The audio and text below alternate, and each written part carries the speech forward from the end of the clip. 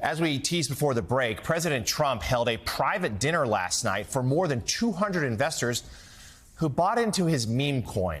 The event was held at his golf club in Northern Virginia. NBC News has learned that the guests paid between $55,000 and $37.7 million for the Trump coin, making the average cost of a seat at the dinner over $1 million. While the website for the contest says the president was appearing as a guest and not soliciting any funds for it, another site says that 80% of the Trump coin project is owned by two companies affiliated or in business with President Trump. On top of that, the identities of most of the attendees are largely private, but the majority of the 220 guests are likely foreign investors based on independent research and blockchain analysis. All of this is raising ethics concerns about buying access to the president and him using the dinner to personally enrich himself. That's why there were dozens of protesters outside of Trump's golf club in Sterling, Virginia, as guests were arriving last night. The White House yesterday, of course, dismissed any conflicts of interest, but several Democratic senators saw major issues. On the president's dinner tonight, will the White House commit to making a list of the attendees public so people can see who's paying for that kind of access to the president? Well, as you know, Garrett, this question has been raised with the president. I have also addressed the dinner tonight. The president is attending it in his personal time. It is not a White House dinner. It's not taking place here at the White House. But certainly I can raise that question and try to get you an answer for it. You mentioned this is not a White House dinner, but the president is always the president. And the Trump family is making money off of this. So can you just explain, how is this not the president using the office to enrich himself? All of the president's assets are in a blind trust, which is managed by his children. And I would argue one of the many reasons that the American people reelected this president back to this office is because he was a very successful businessman before giving it up to publicly serve our country.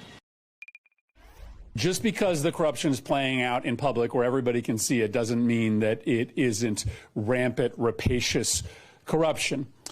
And what is happening tonight, this private, secret dinner in which individuals who have put money in Donald Trump's pocket get access to him, is maybe the most corrupt of all of the corruption. Donald Trump is using the presidency of the United States to make himself richer through crypto. And he's doing it right out there in plain sight. President Trump is saying, open your wallet, hand me your money, and we'll consider the request that you have. This story is about Donald Trump, but it's also about Republicans. It's about Republicans having no backbone or spine. It's about Republicans complicit in Donald Trump's corruption. Peter Baker, the concerns over the Trump Hotel in the first term seem almost quaint with where we are now. Just a couple of days after the brouhaha over the Qatari jet, now we have this, and that your package laid out so well, the concerns about President Trump and his family enriching themselves because with this meme coin. I mean, you've covered the White House for a long time.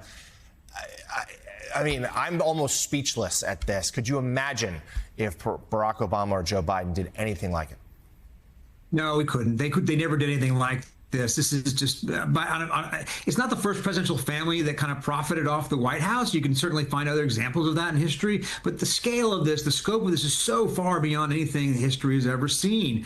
It's not just even this cryptocurrency thing, although hundreds of millions of dollars have gone to the president's family and businesses in fees because of this coin, which is basically just a reminder. There's nothing to it. A coin is just it's not a value of anything. It's not even a stock. It's not even a share of a company that's producing something. It's just simply there for people to buy because they want to curry favor with the president, and they can do it anonymously. They can do it secretly. By the way, foreign entities can do that.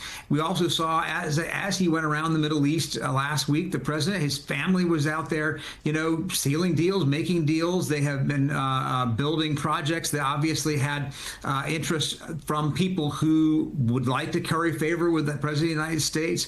Melania Trump made $28 million from this Amazon, film, whatever we want to call it, basically an extended advertisement for her, that they have made her executive producer and she's going to be profiting from. I mean, the endless numbers of ways that this family is making money put even Hunter Biden, as much as the Republicans complained about him trading on his father's name, it makes him look like a piker by comparison. Yeah, simply not comparable. Matt Lewis, I mean, we saw Lamar Odom was the NBA star, apparently, who also was there last night. Why do Republicans not care?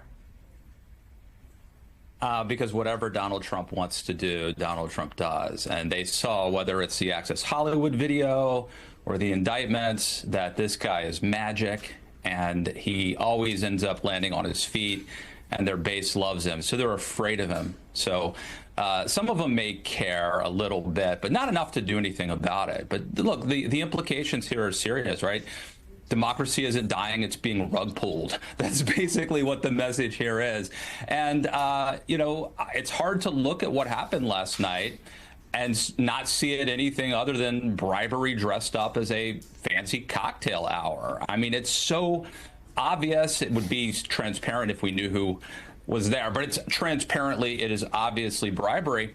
And, as Peter was saying, we've seen something like this before, not to this extent, certainly, but I'm old enough to remember Bill Clinton and, allegations of renting out the Lincoln bedroom and Chinese donors and scandals, real scandals that I think actually damaged Bill Clinton, the accumulation of these scandals, certainly. And I wonder why that's not happening now. And I don't want to blame the victims here, but I don't think Democrats have a Newt Gingrich or a Rush Limbaugh. And if they did, we see those Democrats standing up there condemning this. I don't think it's landing yet. And so, yes, Republicans ought to be standing up and holding their president, their standard bearer, accountable. I don't think the Democrats yet have the juice to take what is just transparently bribery and make it matter to the American people. Well, we'll hear from one of those Democrats, Senator Amy Klobuchar, a little later this morning. We'll certainly revisit this topic with her. Author and